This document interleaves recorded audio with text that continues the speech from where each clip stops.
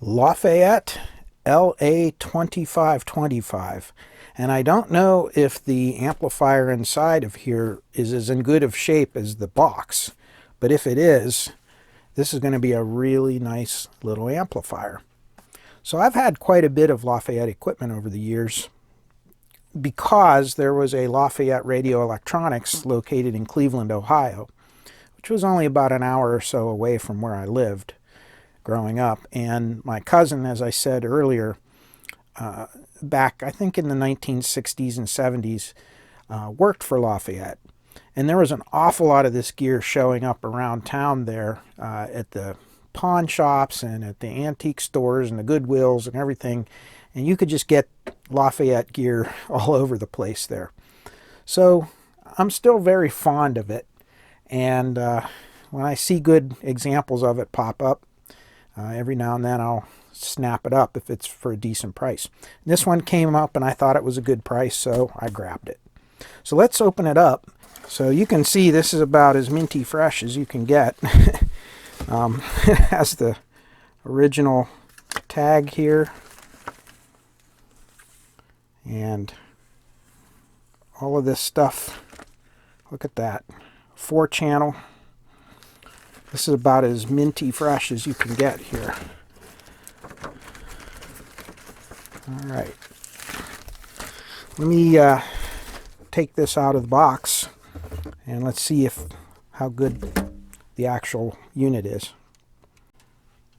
All right, this thing does look really clean, with the exception of a little scratch on the paint right here by this one volume control. As you can see, it is a 4-channel amplifier.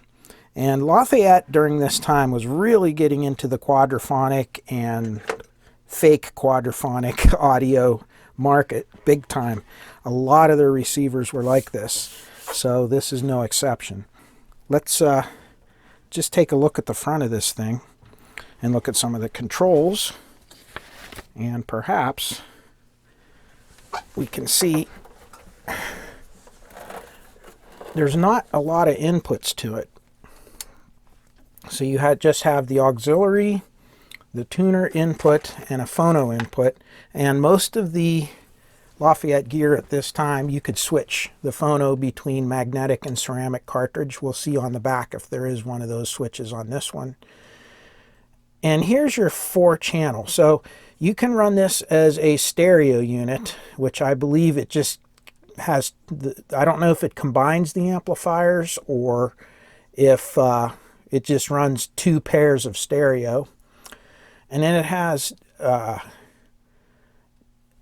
your 4-channel composer. And the composer, this is where it's a artificial or synthesized type 4-channel. We won't call it quadraphonic, but it's kind of a it just kind of gives you a wide channel, almost like an artificial 4-channel effect. If you have 4 speakers connected around the room, it gives you a real wide stereo sound. So it's pretty cool, and I've had quite a few of the Lafayette receivers with this composer circuit. It actually is a really cool sound effect.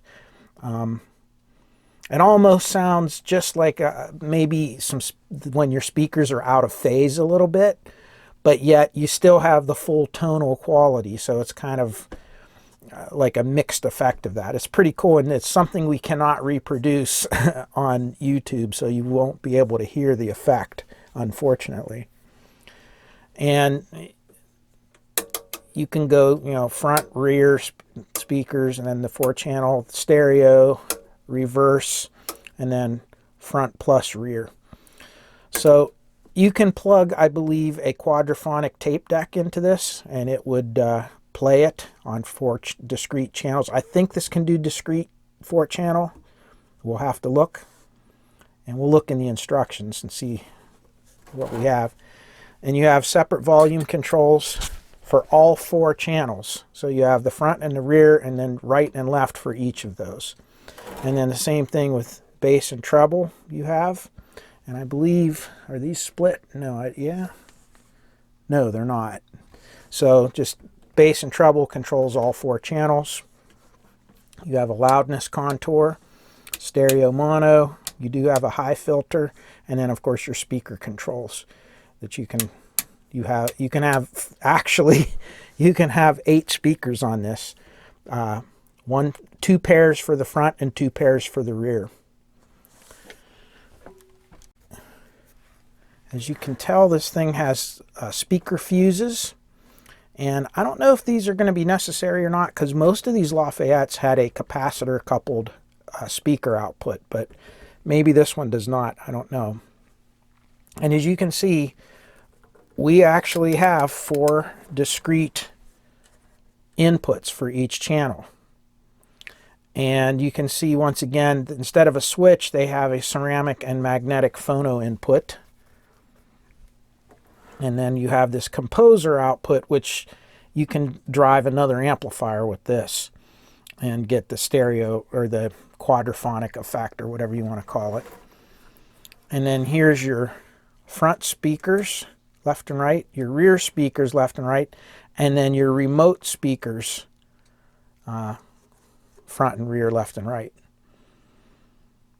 So, and yes, Lafayette used to sell speakers that had the speaker wires attached to them permanently, and then they had the little RCA plug, and you plugged them in like that. This is not a high-powered amplifier. I think they say that it's 25 watts times 4, but it really, I don't believe that it is. So let's get the manual out and look at a couple things. Okay, here we go. On the front page, they talk about it is 4 separate amplifiers, and then the exclusive composer circuit patent is applied for. And of course, they call this a 40-watt compatible 4-channel stereo amplifier. So let's look at some of the specs. And I don't think we're going to have to do anything to this amp. It probably hasn't been used at all. Looking at the screws on the terminals, it doesn't look like anything's ever been plugged into it. So this might be a new old stock, for all we know. So you can see it's 40 watts because it's rated at actually 10 watts per channel. And words to live by, guys. Read the instructions first before operating. Yes. So back to this. Good grief, there's all kinds of paper falling out of this thing. Look at this. Warranty cards. Everything's here. All right. So it says the frequency response is 20 hertz to 20 kilohertz. It's saying at 1 watt output, you get 0.125% total harmonic distortion. So that right there tells you probably at the full 10 watts, you're not going to get super low distortion. But we wouldn't expect that out of this. But these surprisingly sound really good from what I recall. So there's not a whole lot here to this, and it's not super duper impressive, but it's classic Lafayette. And I'll let you read all this stuff if you want. Stop the camera or stop the video and just kind of read through it if you'd like. I didn't stop in the middle enough for you. There you go. And you can see composer circuit permits the addition of 2 extra derived channels of sound to be recorded along with the conventional 2 front stereo channels on the recorder. So we'll learn how to use this over here. So you can see they're really big into this 4-channel thing, even though it's not SQ, it's not CD4, and it will not play. You cannot decode a quadraphonic encoded record. So that's not going to work. But they do have a separate box that you could buy for these it will do that, and then you plug it into here to get true SQ quadraphonic. And I think even some of them had CD4. But I will tell you, when you use this, it does sound pretty cool. It is a neat effect.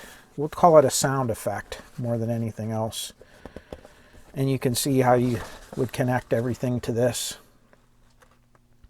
So yes, you can actually connect a true 4-channel discrete component to this.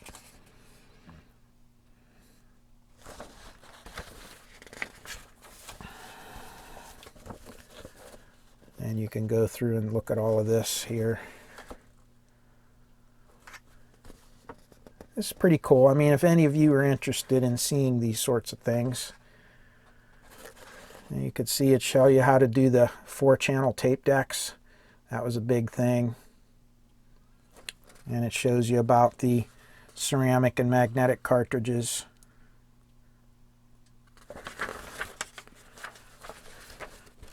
And it shows you how to do the reel-to-reel deck and how to do a regular stereo deck.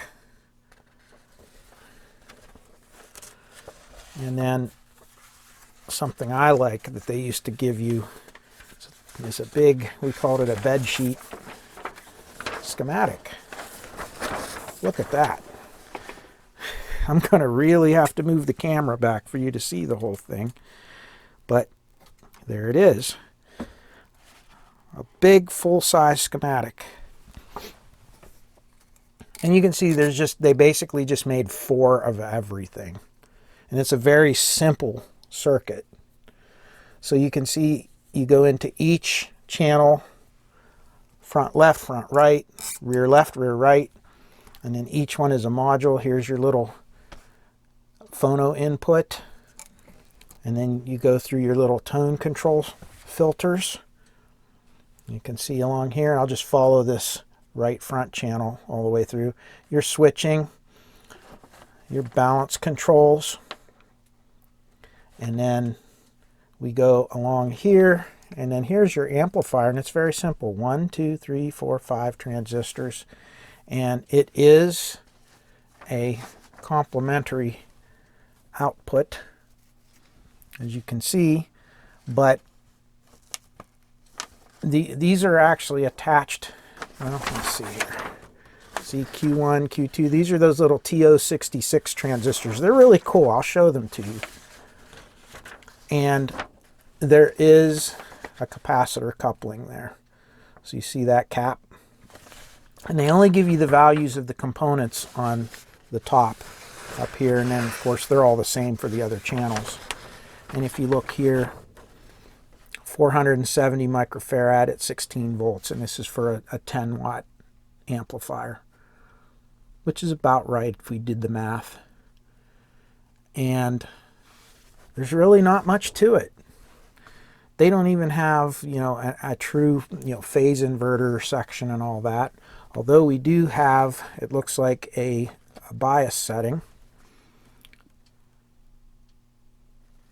And you have a few electrolytics, but chances are they're still going to be pretty good. I mean, that's another thing about these Lafayette amps, the capacitors they used in them, and some of these, especially these ones with the metal case and the wood grain, I've noticed the capacitors have really, really lasted and held up very well in them. Now, there's some that didn't, but in this case, these ones held up pretty well. I have another one.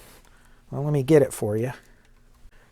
This is an LA-950, and it's a stereo. And it's a very similar setup to that other one, but the LA-2525, except this is only a two-channel amplifier, but it does do the 4-channel in the preamp. So pretty interesting. And you can see it has between ceramic and magnetic phono, auxiliary and tuner, a lot of similar features. And when you turn it around, same thing. It's capacitor coupled output, but it still has speaker fuses, and there's your inputs right there. But you can see this one's a great example too, and this is part of one of my collection. And it's this, for how tiny this thing is, it sounds incredible.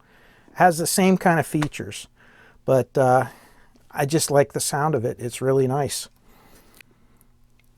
Okay, and you can see on here, 4-channel composer, or we should maybe just call it a 4-channel poser, because it's not really 4-channel. This position is used to provide 4-dimensional stereo sound from any conventional 2-channel stereo program source. So, again, it's just an effect. And it does sound nice. I mean, like I said, it kind of gives you a little wider, more ambient sound.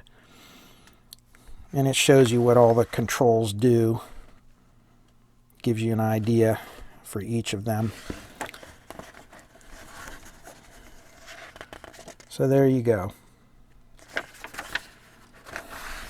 It shows you all of this.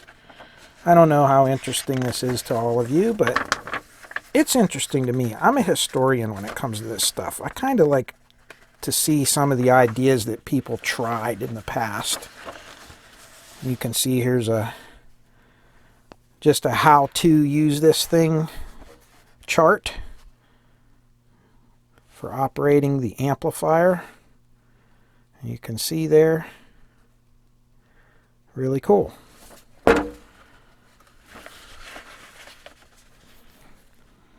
And they talk about speaker phasing. Lafayette was really very complete with all of this. And then here is a whole couple of paragraphs on the four-dimensional stereo composer circuit. Includes an exclusive 2-transistor circuit which is designed to provide four-dimensional stereo sound from conventional 2-stereo programs, 2-channel stereo. And you can read through all this if you'd like. Hey, we get bored sometimes and we're just sitting around. There's something to do, huh?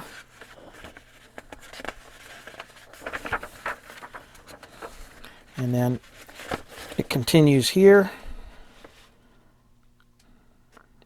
And like I said, just stop the video if you want to, if you're interested in reading any of this. And there's how to operate multiple speakers with the amplifier. And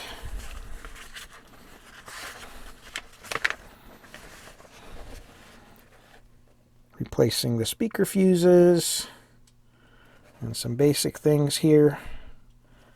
Returning the unit for service. All that.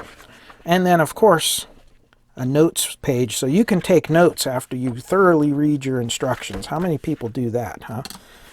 Good grief. So we'll put this all back away and put it in here. So I almost think this thing has never been used. I don't know. Okay, I know what you're all waiting for. So I've taken the 4 screws out, but I have not opened this yet. We're going to open it on the camera here. And look at that. Minty. Okay, and there's the inside. And you can see just a piece of angle aluminum for the heatsink. And of course we have our little thermistors here that control our bias to kind of prevent bias creep. And you can see your complementary pairs. And these are called TO66 transistors. Let me show you something about those. Okay, just for comparison, I have this new old stock RCA SK3013 vintage transistor. And this is a TO3 case. And you've seen these many, many times in my videos and so forth. But here is a TO3 sized case. And when we put it next to the TO66 size case, you can see the size difference there. So these are quite a bit smaller. And literally these would be the predecessor to the TO220 transistor, which would be kind of like these kinds of transistors, these size with the little tab on them. And believe it or not, if you bend the leads down, they'll line up perfectly with these leads. And this tab will line up perfectly with one of the screw holes here. And you can actually replace them with these. But I've always liked these TO66s. I think they look cool. And I think they dissipate the heat a lot better than the small TO220s. These are very hard to find now, by the way. But they were very, very commonly used in a lot of the Lafayette gear of the time. So they were pretty common in that. And you can see your 4-gang volume and tone controls for the stereo. So there's your bass and treble, and then there's stereo for the front and stereo for the rear. That's your volume. And each pot is individually adjustable, so you can move them independently of one another. And here's your speaker capacitors, if I'm not mistaken. I think these should be 470 microfarad. Yes, they are. So these are the speaker decoupling capacitors, or the speaker coupling capacitors, however you want to word it. Here's your bias adjustment pots. Just these cheap little adjustments. And all the Lafayette gear had these. I mean, it's pretty common. This is a tiny little transistor, and they just put these little brass sleeves over them as heat sinks. And they're little metal can transistors, like a TO, or like a ECG 123 would be the little metal cased transistor. That's kind of what that is. Something like that. And if we look over here, I believe this is our, this looks as if it is going to be the phono cartridge preamp, with the RIAA curve and everything on it. I could be wrong, but I think that's what that is.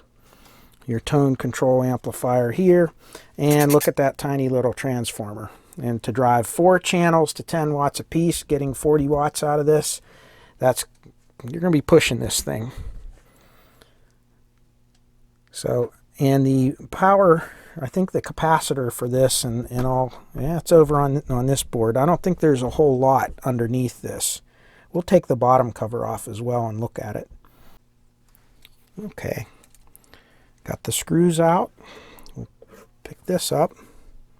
Wow, look how clean that is. Yeah, I think this thing has had little, if any, use at all. It looks almost brand new, doesn't it? And then here's your main filter cap for the main power supply. And again, this is a single rail power supply, like that Scott 382 that we just worked on. So there's a lot of similarities in the way they designed it, although the Scott is probably a little more solid design. This one's very simple, but you can get away with that when you're only talking, a few watts. And believe it or not, these things sound really good. So we're going to button this back up and let's take a listen to it.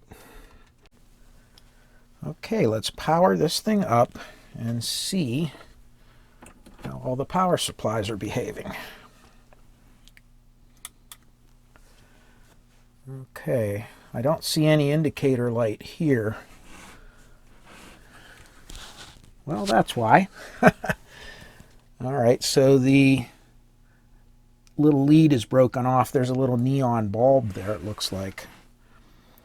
And there's your dropping resistor, 33K. So we're going to need to replace that neon light, which I have some spare ones. That shouldn't be a problem. I have the power on. Let's see if we can find ground here somewhere. And I do have the schematics pulled out. I'm kind of looking right now. And let's see. Where can we find ground? Okay. These are all grounds here, back here on the amplifier section, so that's good. And let's see what we have going into the amplifier section. Nothing there. Nothing there. Okay.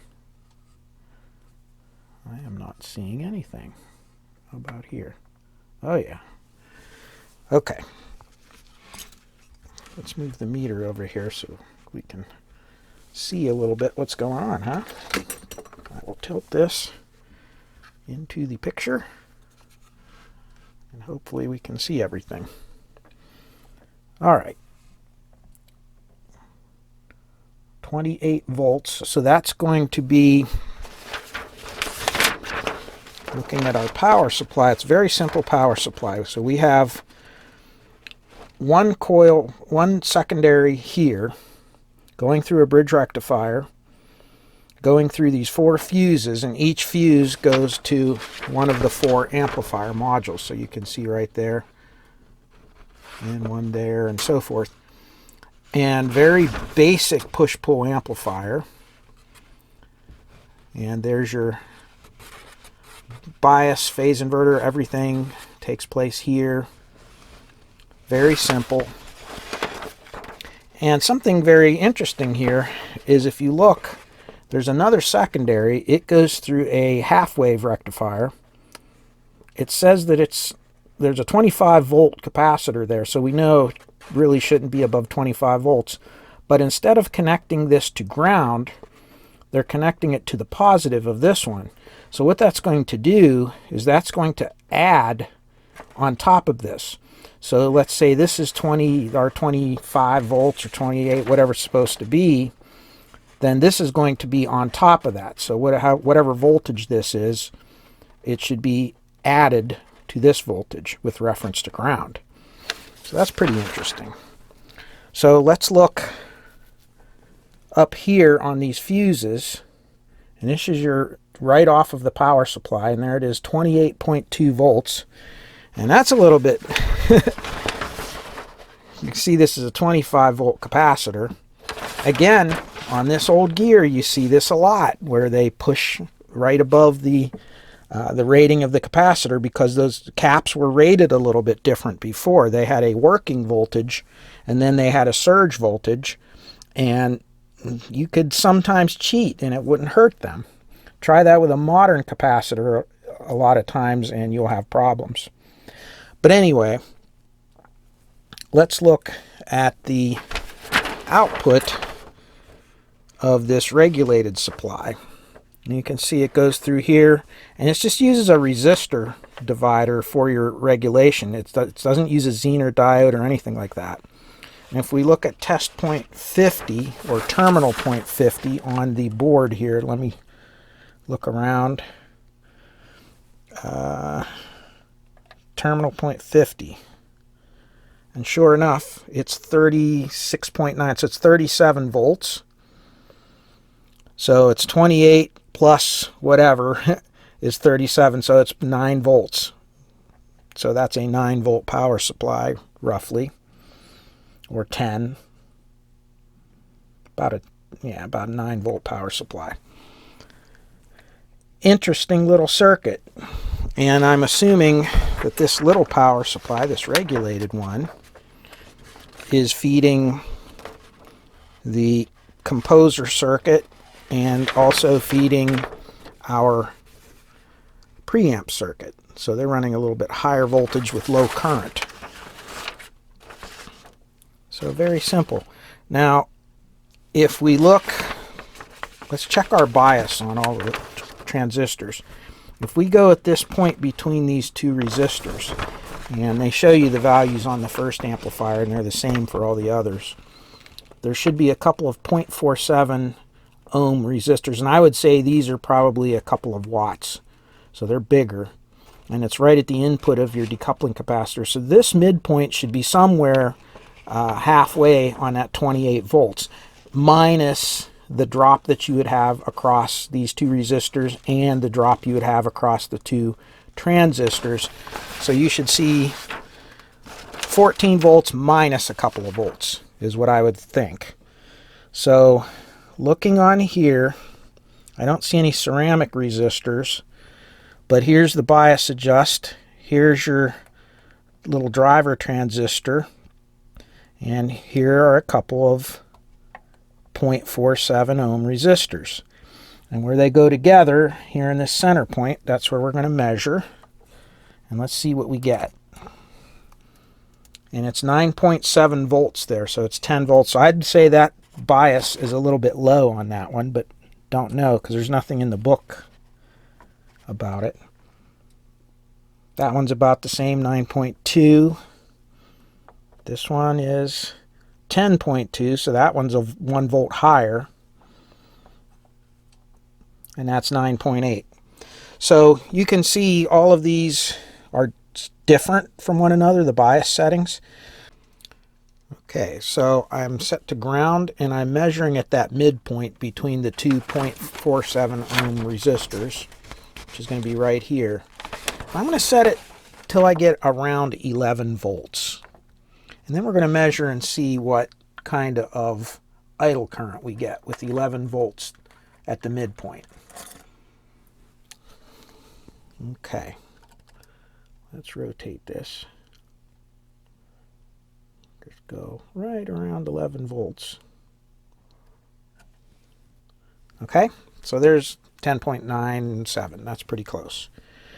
And if we go from here to here, now we're looking at about 16 millivolts. So that's only about 16 milliamps of idle current. And I like that because that's nice and small. So we're going to set these all to about 11 volts. And then we're going to feed a signal into the amplifier across a dummy load. And we're going to measure and see where our clipping is. The idea is we want the clipping to be symmetrical on both, the same on both sides, top and bottom. So again, let's set this one to about 11 volts. And again, we could be off. It depends on the characteristics of the transistors themselves.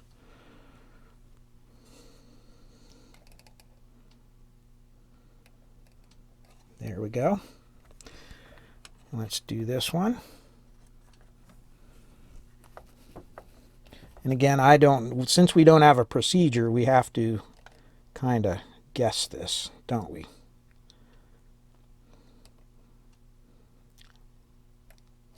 There, 11 volts. And last but not least, channel 4. So you can see there are 4 discrete amplifiers in this thing. So it is a true 4-channel amplifier for quadraphonic, although it doesn't have a decoder for quadraphonic. That composer, again, is nothing but a simulated spatial enhancement sound effect, but it is not quadraphonic. All right, so there we go.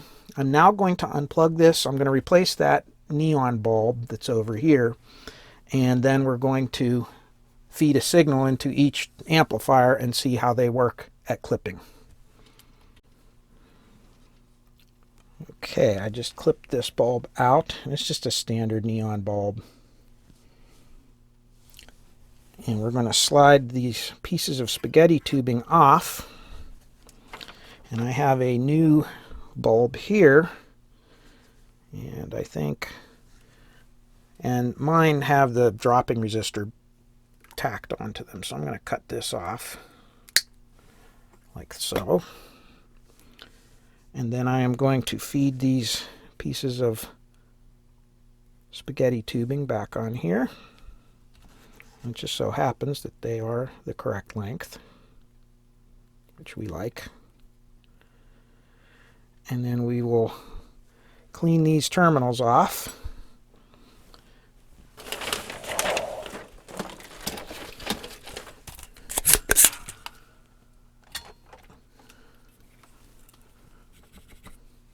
And I'll edit a little bit of this out of it, but keep most of it because some of you like it. All right, that one's good. Now we can hopefully get this out of here. There's one. Okay.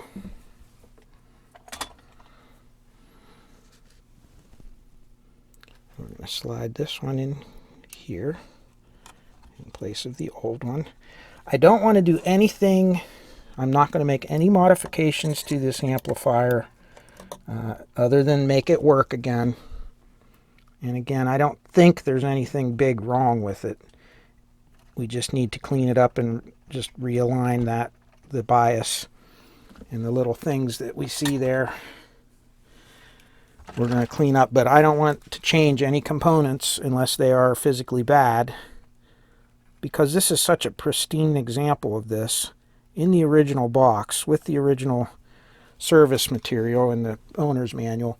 I don't really want to change it. I mean, it's a time capsule, and I want to keep it that way. So minimal invasiveness is what we're going to do. And I will take this and connect it like so. And I'm not going to disrupt this any more than I have to, so we're just going to leave it like that. Let the solder do the work. No problems.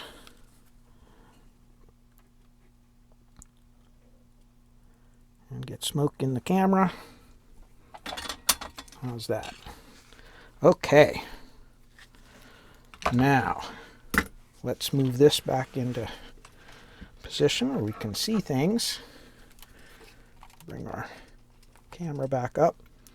And let's see if we have a light when we turn this on now, or if we have a fire. Hey, how about that? Nice. Okay, so all four of these are adjusted. Power supply seems to be working as it should. Let's get a signal connected to it and a dummy load. Okay, let's just have a little bit of silliness here.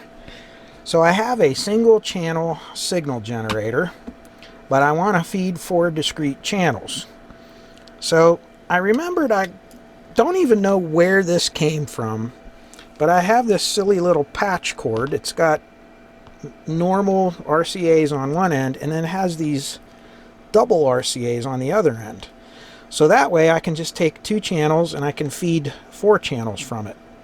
So I can have right and left for the front and rear. Then I have to get my BNC connector converted to RCA, and I have to split it to feed these 2. So what do we have? Well, I have this BNC splitter, and then I have BNC to RCA adapters. So we will connect those.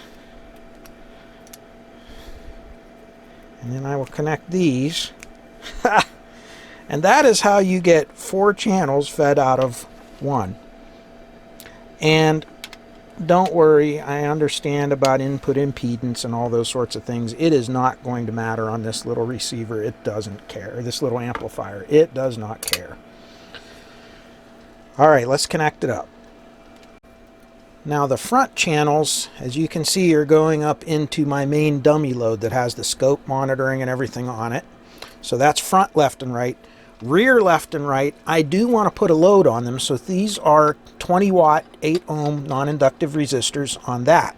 So we want to load the power supply down as if all 4 channels are being driven, because that's really a real world scenario, or a more real world scenario, I should say.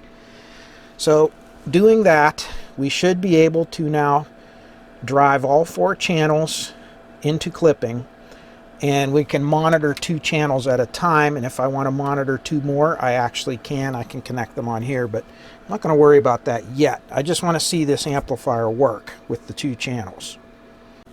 Okay, we're all connected up with a 1 kilohertz sine wave going in. We're in stereo mode. And the 2 front volume knobs are going to control what's on the scope over there. So I'm going to rotate these to turn the volume up. And they are individual, you can see.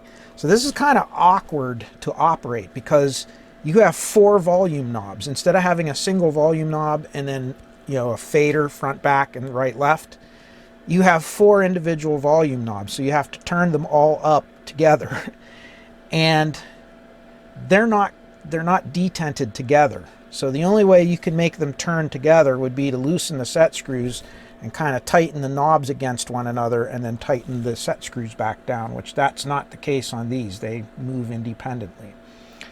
So let's move the scope up to here. I'll turn this up just a little bit to get a signal, and I'm going to have to rotate these knobs together. So you'll see it kind of go apart and back together as I rotate both knobs. But I just want to see where the clipping is on this. So here we go. See how I have to turn one knob then the other.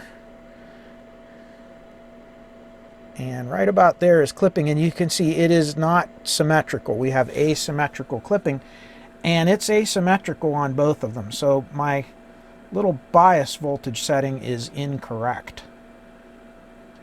So we need to fix that for sure. So what we're going to do is we're going to turn that up till it clips, and then we're just going to do one channel at a time. So let's start with, for instance, this channel. And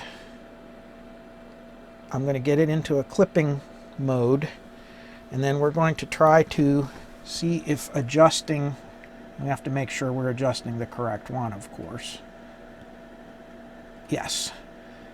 And I'm going to adjust it until we get rid of that. And see how the one side clips and then the other side? So we want to kind of balance it out. And right there is about as good as we can get it. And you can see now it starts to clip pretty much symmetrically. And we're not quite getting 10 watts out of this. We're getting closer to 8 watts. All right, now I have to move the trigger of the scope to channel 2 so it'll trigger on it.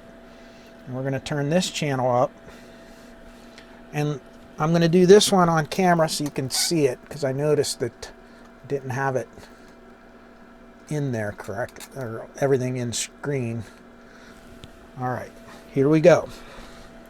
Now we'll turn this blue channel up,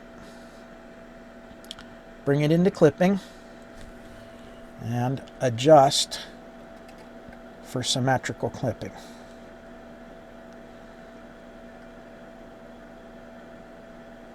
And there we go. And you can see the bottom part kind of rounds off.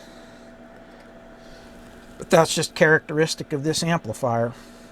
It's the way it works.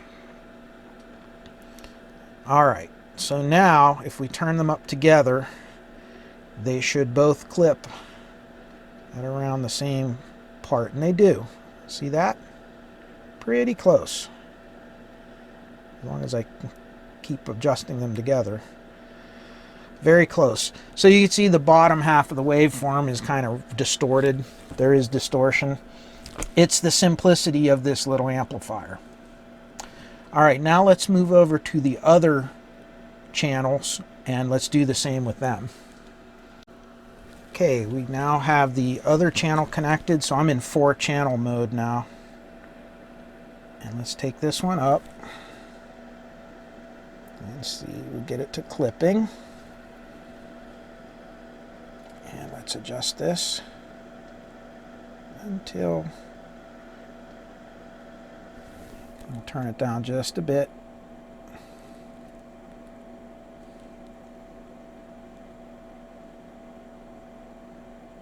And that's about as good as I can get that one.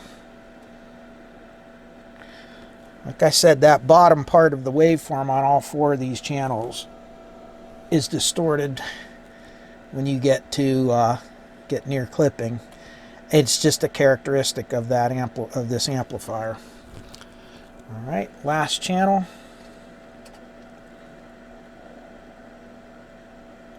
And there we go. Right there. Okay, right there is about the best I can do with all 4 channels driven. Heatsink is not hot at all. It's warm. But it starts to get into clipping if you go too much higher than that. And right now we're only looking at about 3.78 watts times 4. So just about 4 watts per channel, and that's realistically all you're getting out of this. So the whole thing about 10 watts times 4, if you went to 10 watts, it would distort severely. So that's not really a very accurate that they're not being very, very generous with their ratings on there. So just so you can follow along with what I'm seeing, right here is the RMS value for the left and right front channels, and I don't have that all turned on for channels 3 and 4, and you can see we're only getting about 5.5 volts RMS on each channel. If you look at our little built-in watt meter, we're at 10 watts per division. So if this line goes up to right here, that would be 10 watts. You can see we're not quite up to 5 watts. We're at 2 gradicules. Each small gradicule is 2, 4, 6, 8, 10 watts is what I should say. So you can see we're the second small gradicule up, which is about 4 watts. And again, we calculated it at 3.78 watts, so that's about right. So we're only getting about 4 watts per channel times 4. Now when this is in stereo mode, you might get a little bit more out of it. And if I kind of push the limits into where it just starts to clip there, you can see where it starts bouncing. And I can do all 4 of them like that. And see they kind of dance around together there. Right there. And we can just barely get 5 watts out of it now. And you can see it is causing some noise. So part of that, I think, is because we only have a like a 2000 microfarad filter capacitor for your main storage. And that's just not enough. And not to mention, this is a small transformer over here. You can see compared to my hand, it is relatively small. And I feel it's already getting warm. It's not hot, but you can feel warmth on it already. So you're even increasing the capacitor on this would not make a big difference, because we're pretty much seeing what all this as much as we can get out of this power supply. So yes, for dynamic power, a bigger capacitor might help a little bit, but not a whole lot. This is a 5 watt per channel amplifier, not 10 watts. And looking at this, see how they jitter around at the top when it's clipping? If I turn 2 of the channels off,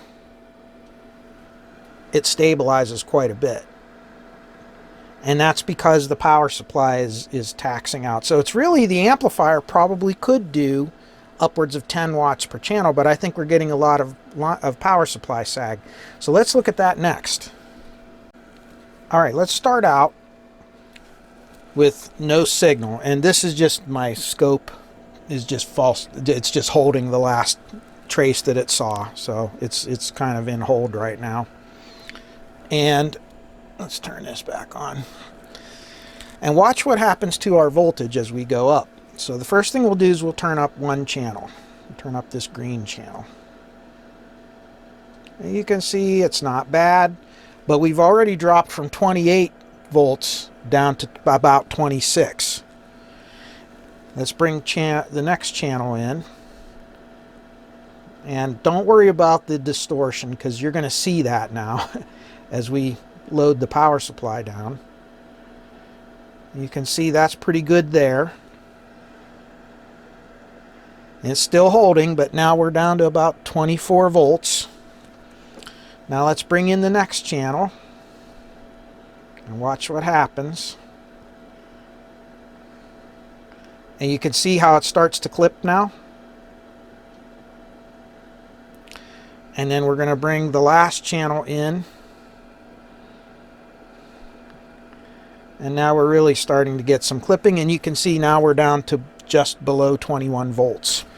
So you drop almost 7 volts off of the power supply rail with all 4 channels driving full power, and that's what this bouncing is. That's the capacitor and the power supply and the transformer trying to keep up, and it can't. And just because you're going to ask, here is a 4700 microfarad capacitor with some nice thick copper test leads going directly to the supply, and you can see the bouncing isn't quite as bad. It's a little bit better, and we're still dropping to about 21 volts. So there's still power supply sag. The capacitor is really not going to make a huge difference. It will help a little bit, but you shouldn't really be running an amplifier at its maximum volume. Typically, you run an amplifier, you choose the amplifier wattage based on the listening volume and speaker load that you want to drive, and you always want to have a margin of error. So if you need 10 watts of power to listen comfortably in whatever environment you're in, you really would want a 20 or 30 watt amplifier, and that's how to do it. So bottom line is, you can't really fix what has been designed into a circuit. All right, cool little experiment. Let's listen to it now. Okay, now we get to hear the intrigue of these amplifiers and why I am so fascinated by them.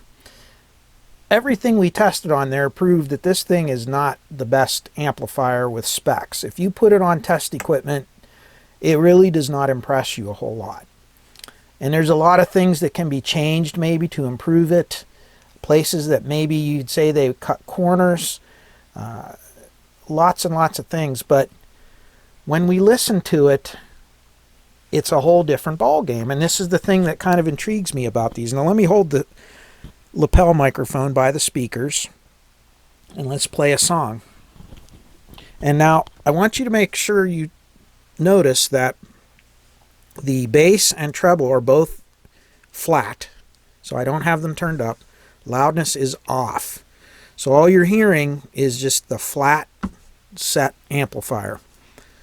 Let me start a song here, and then I'll move the microphone for you.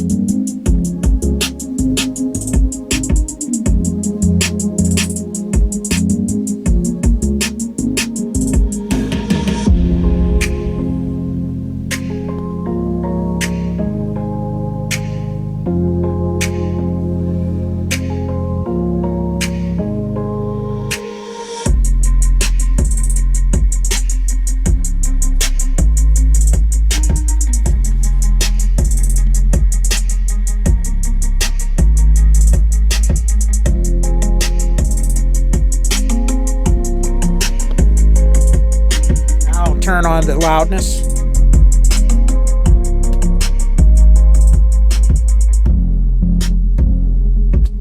And you can hear it starting to break up just a little bit, but it's pretty loud, loud as I would want to listen to it. So, and you can see this pot needs to be cleaned, but not bad, huh? And I'm moving everything around. So it's rather impressive how these little things perform. Now, I will say this is a 4-channel version. The one I showed you at the beginning of the video, the other one that I own, which is the 2-channel, and I think it's an LA-2525 or something like that. It actually has a lot more punch than this one because it's a 2-channel amplifier, has a little bit bigger power supply, and same output transistors, but just has a little better design in the power supply and so forth. And it really has a lot of punch. So if you really wanted to, I want to keep this thing like a time capsule, like I said. But if you wanted to play with this thing, you could change, maybe put a better transformer or beef up the capacitors a little bit, a couple things like that. Maybe we did the math on the output capacitors. We could raise those from a 470 microfarad to a 1000 microfarad. And a couple things like that, and this would actually perform even a little better than it does. So that's what these were. And again, the thing that amazes me is on paper, when you look at the specs and you look at how it tests out on test equipment, you would never think this thing would sound any good at all. When in fact, it's not bad as long as you use it within its limits. This is not going to be a stereo you're going to blast yourself out of the room with, but it sounds pretty good. Anyway, this works, and that's really what I was interested in, and I'm going to pack it all back up neatly and put it back in its little home where it came from and seal it back up in the box, and we're going to keep it as the time capsule that it is. One last thing, if you want to store these in the original box and it has this styrofoam, remember that the styrofoam can react with certain materials, especially the plastic cords, power cords.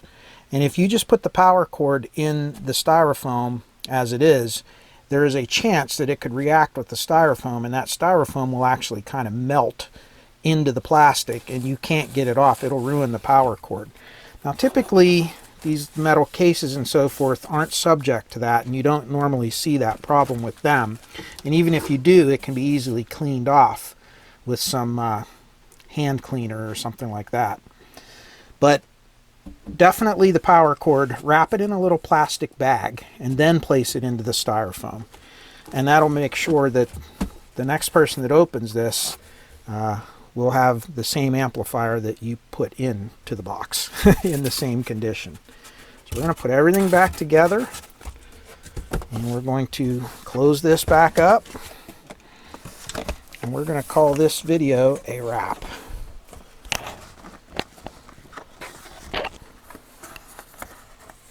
Just like so, and just like so.